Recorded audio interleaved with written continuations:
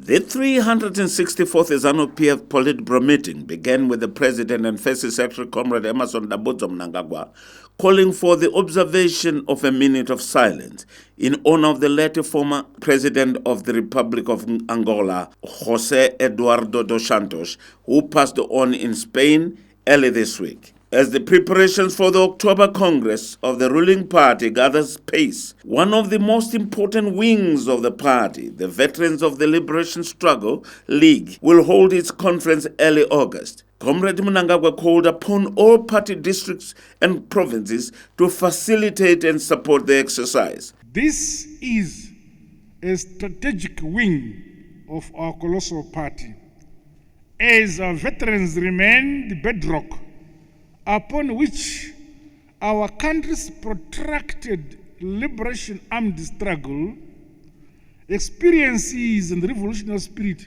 reside.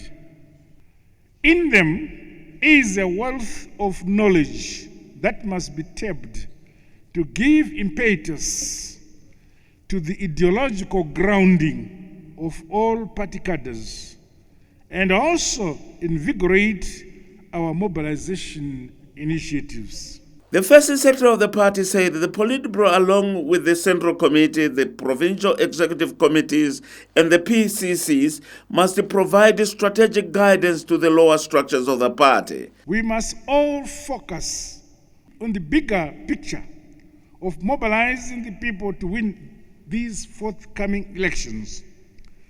There is no room for bickering and personality clashes, which may ultimately cost our party votes. This is alien to our value systems as a party. He challenged the party structures ward by ward to deploy robust strategies to publicize the success of the policies right at community level. High impact and people-centered projects are many to see. Talk of Yomwenezi Amarura plant, Bikita Minerals Lithium Project, Mount Meru Oil in Mahusekwa, and the Marondera University of Agricultural Sciences and Technology Agro-Industrial Park, to mention but a few. The 2022-2023 agricultural season is beckoning, and the government is scaling up cooperation with partners to make it a success. Only yesterday, I had the opportunity of meeting my brother, the president of the African Development Bank, whom I requested to come to Zimbabwe, and they obliged. And the African Development Bank is willing to support agriculture on the African continent. He informed me that whereas Africa has a population of about 1.3 billion people, 70% of our food insecurity is supplied by Ukraine, which has 44 million people, supplying 1.3 billion people. This Africa has stood up to end and be self-sufficient in terms of food. The entire crop of leadership on the African continent are now determined to cooperate to attain food security as a continent. Zimbabwe will not be left behind. The ruling party leaders should recommit themselves to upholding the party constitution, ideology, values, and traditions, said the president. Pasine gumbo mumba, gumbo panze, mupati yedu is ZANU-PF.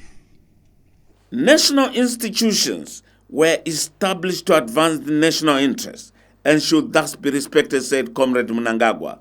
We will not broker devious machinations to weaken them from whatever quarter.